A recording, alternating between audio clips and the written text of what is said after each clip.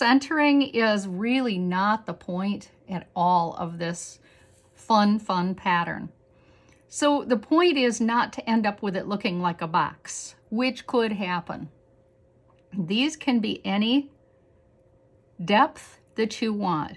Start with one, any one you like, right here at the point, and watch a minute. This is what I'm going to do. I'm going to bring it down. Bring that line down. I have to turn my tile on this. Otherwise, it won't turn out. I'm going to do this all the way around. It's very much muscle memory. We end up with something quite lovely because you almost get to the point where you don't have to think about it. Look, I'm extending that line. I'm not happy with how long it is. So I can extend them just with a bit of a backward stroke. I'm going to do it again here. I feel like this needs to be a little longer. I can do that anytime and any place throughout the work on this fun pattern. Okay, I'm back to where I started. I'm going to start on this side now. So I'm going to start at the top and come down like this. And again, and again, all the way around. And try to keep it, similar size, of course, if you can. But wonky is not going to show up. So please allow yourself the grace that it may not be perfect, especially the first few times you do it. But perfection is not the point on this at all. How sweet is this? You can come around here as many times as you want, back and forth and back and forth. One thing that we will do on our final is we will take a little minute or two to get some of the points out. See how I'm getting that point out by thickening right where the 2 points meet? That really adds a lot to this. Not maybe so much on this example that I'm making, but it certainly will as we get going on our other ones. The next one I'm going to do for us today, because we're going to do this frost flower, and as I showed you, it's quite a bit different here. And you're welcome to do it however works for you, and also to look it up if you care to. Okay, frost flower is so similar, it'll make you crazy. I'm going to come along here with a long stick. I'm going to cross it. I'm going to cross it again the other direction. And I'm going to do this again. I can't believe my good fortune that I was able to find 2 patterns so similar. Now here is where it's going to get different. And so the first, I'm always going to work off the line, the next line. So what I'm going to do is push off like this and radiate along this line, in which case these become an aura. But about the second or third one, I want to start doing a sparkle, because sparkle is key to this pattern and looking cool. And again, I can extend this line out further if I want, or I can leave it right there, and I will leave it right there for now. So this line that I originally had here, I'm going to work on this line and aura it. And I'm going to do this again. I'm working on this line going straight across, and I'm going to start doing that sparkle again. Lift my pen periodically for emphasis, and then all of a sudden I will decide when it's time, and it can be time anytime, to stop the sparkle. Look at this, is how the sparkle ends up looking. See how cool that is? And I have a couple other examples to show you too, but that's just the one I could get at quickly. Okay, so we're going to radiate along here, aura this way. And maybe the second or third, as I mentioned before, I'm going to lift my pen to create that sparkle. And then when I'm ready, I stop. And I can restart the sparkle periodically too. All of a sudden your pen will tell you what's right. It will. Okay, working along this line, straight, aura. Do another one, or whatever, your choice.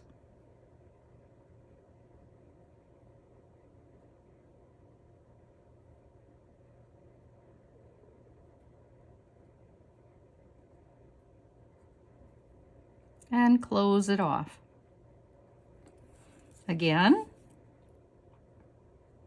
aura, and do another aura line or not.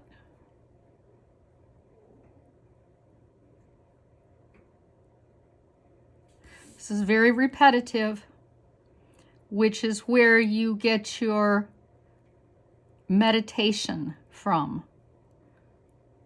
So I will likely, when we're working, speed up these a little bit, not the sample, of course, but I will likely speed up a bit so that you can get your Zen on.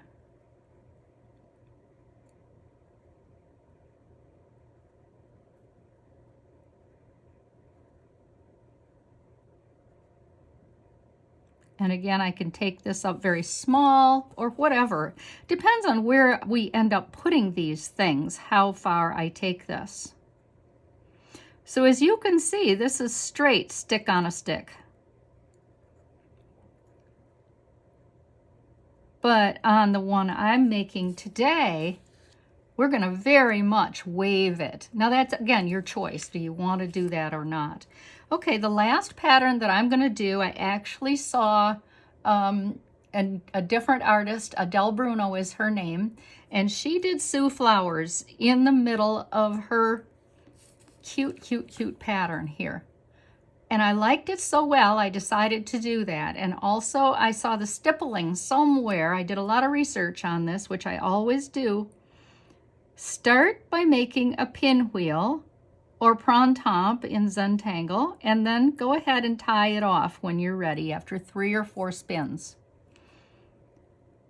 Then I'm going to make these darling little ears, more or less. You can call them what you like, of course. And again, if you look this sweet pattern up, you will see lots of variations and things that you can do with it. This is one of the fun ones, just coming around here 3-4 times.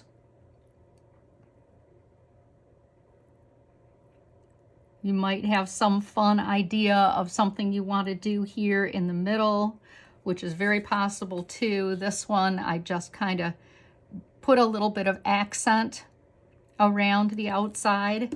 So let me show you a couple of examples before we get started with our project today.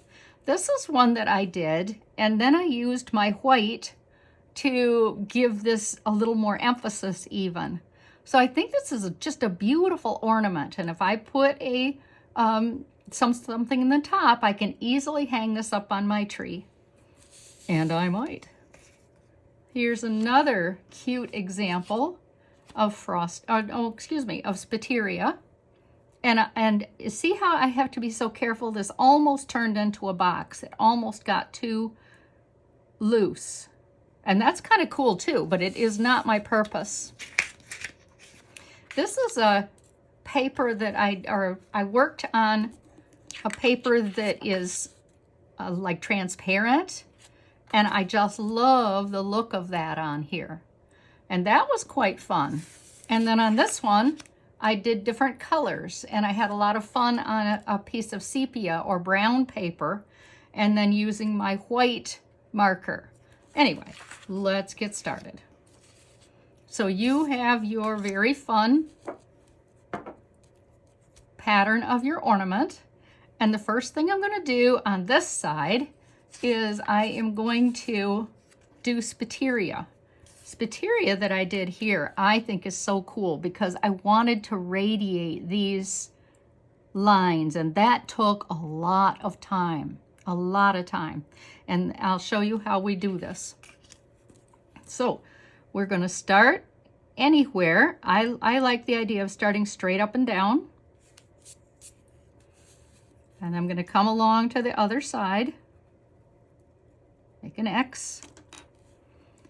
I'm going to come along through the middle of this. And then out the other side. I can easily extend these if I think they're too short later. And if they're too long and wonky, I think that's just plain fun. Okay, so starting at any one of the lines right here at the point, bring your line on an angle down. do this all the way around. We are going to try to not be too wide with these points. That is the only problem that I could see.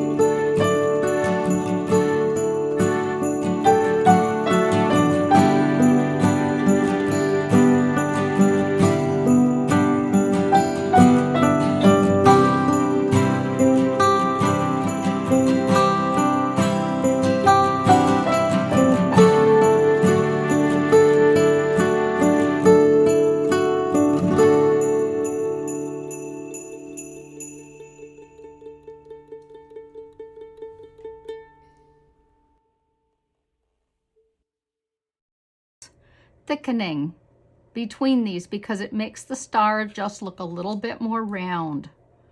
So I'm going to grab I'm using my pen, I'm going to darken and take the points out of these. See how I just make this nice little roll and take the point out that way.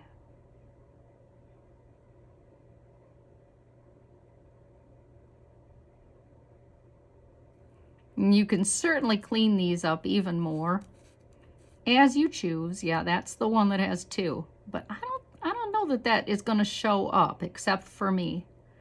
I will notice it, and tomorrow I won't even be able to find where it was.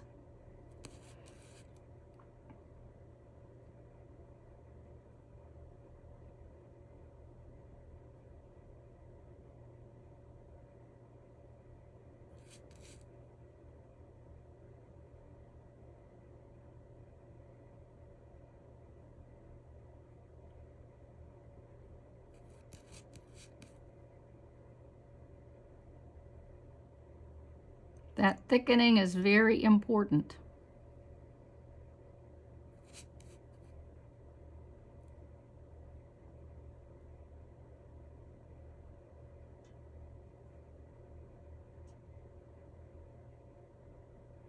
Easy to do and adds a terrific amount of quality to our work.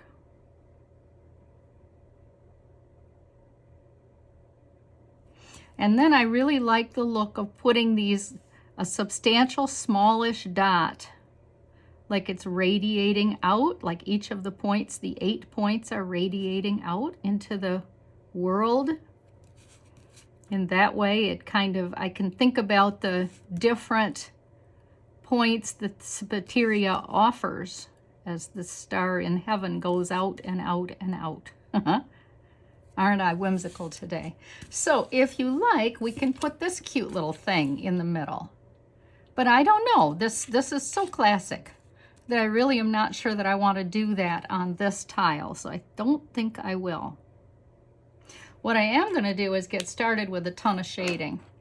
Grab your pencil, working on the side, not as a point.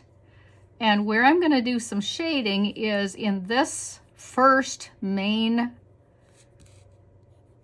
point that I made, and I'll let my blender stump push it out. All I have to do is get some shading on here, some graphite on each of these points, or each of the basic point that I had. I believe that when I smudge, these will be just fine. The next thing I want to do is I want to have quite a lot. I want to get right into the point here with a pretty dark band. Now, I don't know how yours is going to work out. It depends on the kind of paper that you are using. Anything from cardstock, which is about 60 weight on up, is probably going to, and mixed media, that is probably going to be your best resource. If you happen to have Zentangle tiles, they're actually 140. You wouldn't want any more than that for sure.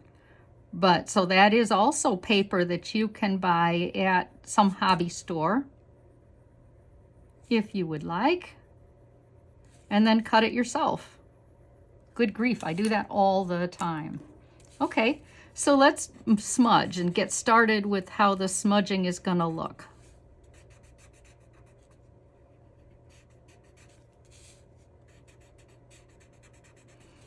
You can spend as much time shading as you do drawing your pattern or more. It is a very easy thing to get lost in, especially once you decide you really like it, which some people never do, and other people absolutely love shading and can't get enough. That is just personal, as I believe I've mentioned to you before.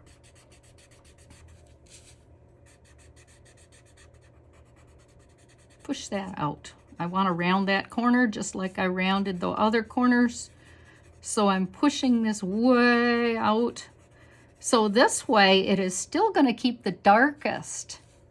The darkest line is going to be close to the star, but then the smudge will radiate out. So you see that I am using a pushing motion. It is a bit to the circular too. But I'm trying to just push that and round this basic here. And if I need to, I'll go back and grab a little more graphite.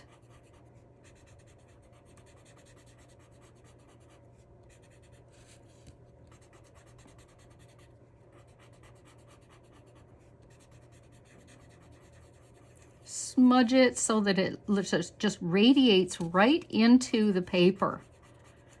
And you get 3 colors this way. You get your gray, we get our gray, excuse me, we get our gray, we get our white or light color, and then we also get our black.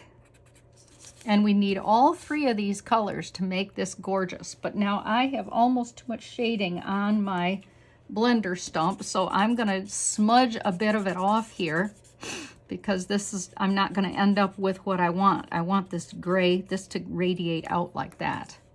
And then I do want to darken all the way around the edge with a big, heavy line.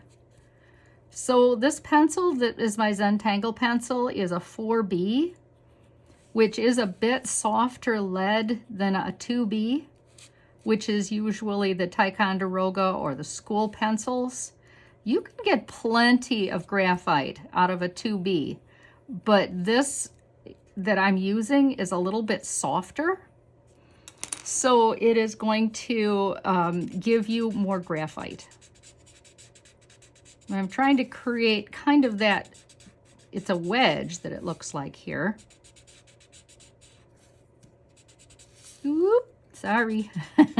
Get going and completely forget. So I want this to have the illusion of being rounded. If I want this to be rounded, I need to have it dark, dark, dark on the edge and then come in just a bit and get lighter. And that's going to give my ornament the illusion that it is rounded. You'll when we're done, I believe you'll see what I'm talking about. It will lose the idea that it's flat, you know, more or less, and people will go, whoa, that looks rounded to me, and I need to get that white right off of there. That's it. Do you see how that has the illusion of being rounded? Now I can go around and around and around like I did here in my different waves, but all I want to do is finish that cute little top and let this go and do my other side quickly. I know that you've set aside some time to do this, and I'm real glad to be with you, whatever time it is that you've set aside, and I would like to honor your time. And I think I'll just leave that right there. But this does, before I leave it, need to be a little bit darkened on some of these. So I'm just putting a little graphite here and there, and then the smudge. That's it. Sweet. Okay, turn it over and let's do this other sweet one. So my husband absolutely adored the way this goes into a circle. Orb. Okay, so to start with, I'm going to do the Sioux flower in the middle. And it doesn't have to be precisely in the middle. So the Sioux flower is going to come around and around and around and around and around until you're tired of it, and then tie off.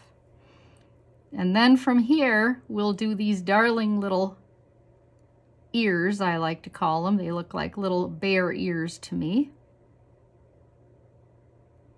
This time, I'm not doing a sample, so I will have to think of a cute little thing that I might like to put in the middle of these. If you do this and you come up with something that you like, I sure wish you'd take the time to show me.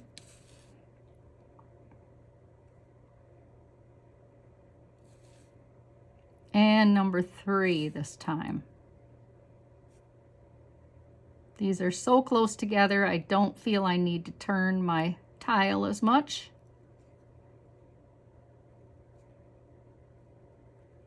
For the 3. And then I can do something fun like I showed you right in here, these cute little stick marks. But now I'd like to, in between each of these Sioux flower petals, I'm going to make a wavy line. Like that, big S. Do another all the way around. As you see, I'm not extending them all the way to the edge. I am going to keep back from the edge just a bit. Out and in, out and in. Sweet, sweet, sweet. Okay, so this is where I'm going to start, anywhere I like, with that long line. So I make a line, and then the next line has got a stick. Now here's the trick. I need to come across here, so these are going to end up a little wider because I need to get over to this line. Otherwise, my whole pattern is not going to work. Don't worry if this is wonky or not. That's not going to be a problem, okay? But the sparkle, that is to be desired, and it looks like and look how I'm darkening as I go, this middle line here.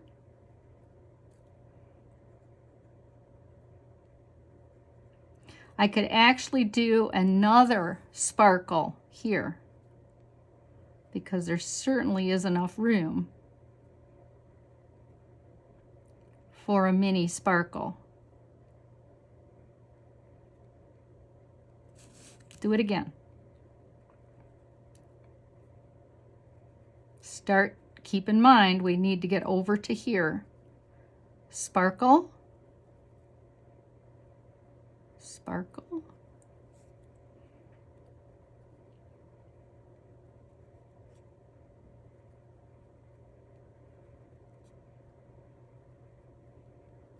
In a minute, I'll speed this up so that you can take your time and pause me.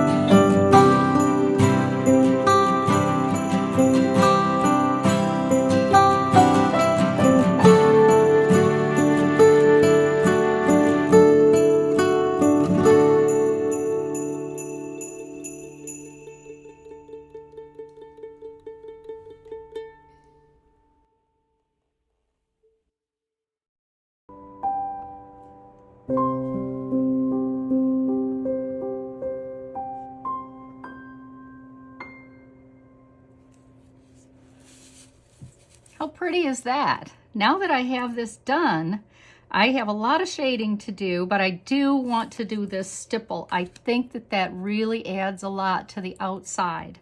So let's take a minute, and if you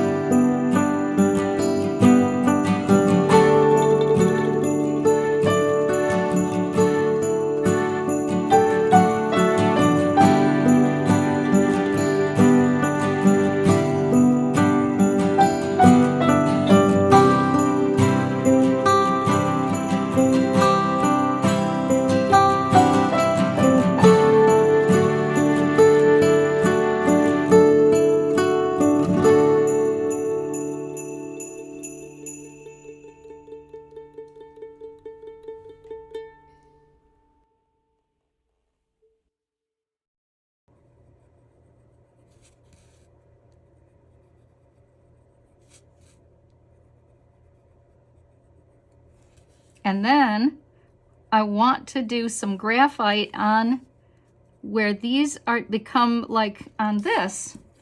They almost look like they're raised right off the paper here. And that's because I kind of pushed it in a little bit. So that's what I'm going to do all along here. I'm going to push this in so that when I smudge it, it has the illusion of being like it is sitting on top of something for sure. And if you don't like how some of your lines look, you can always extend them a little more into the stipple, and no one will notice, including yourself, just a bit after you finish this. Come along here. Pretty dark, heavy-handed shading here. A lot of graphite. It looks to me like I'm almost doing 1/4 of an inch. So that's probably, you'll have to do it, look at it, do it, look at it a few times, I believe, before you might be real happy with it. But I think you're going to love it. At least I hope so. I will always have thought you would love it. As you see, I am following those lines. Wherever they ended is where my shading goes. And even before I get going on adding my smudging, I think that's so cool. I hope you do too. Let's start right back where we started at the beginning, making this button pop off the page. I'm going to do that by just shading around it, and you can see I'm smudging, but I'm not spreading the smudge this time. I am going to smudge around those petals, and that I'm letting my blender stump or Q-tip or whatever you're using, I am letting those pop up. And then this bit of shading, I want this to radiate out. See how I'm doing that? I'm letting it radiate out and into the paper so that I have white, gray, and black. I'm probably going to come along and delineate this line that I have. This is quite a keepsake we're building here.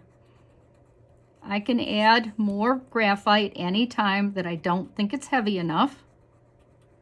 And I can come back and add more pencil or pen anytime too.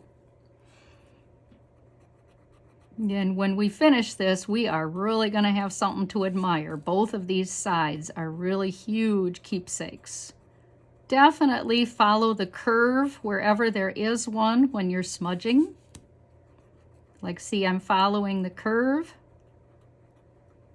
so the smudge isn't flat. Oh, I love it. I hope you do too. I hope you love it.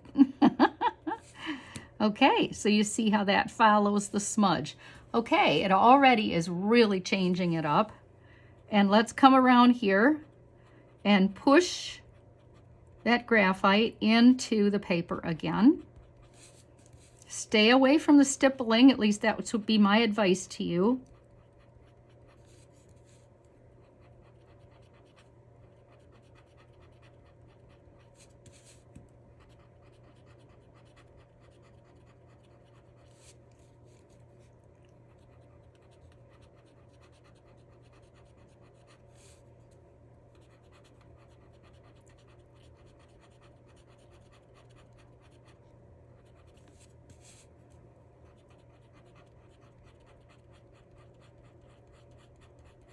Got it. Oh gosh, that's pretty. I do feel like I need to have a little graphite around the edge, like I did on the other side, so that it looks like this is an ornament that hangs on a tree, a ball.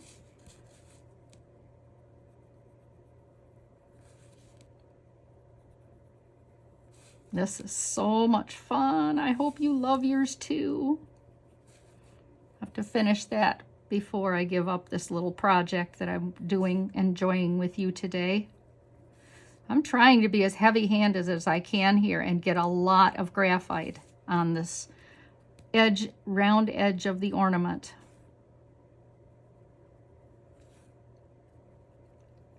But I do think this analogy works. It's a lot like baking cookies. You can overdo it.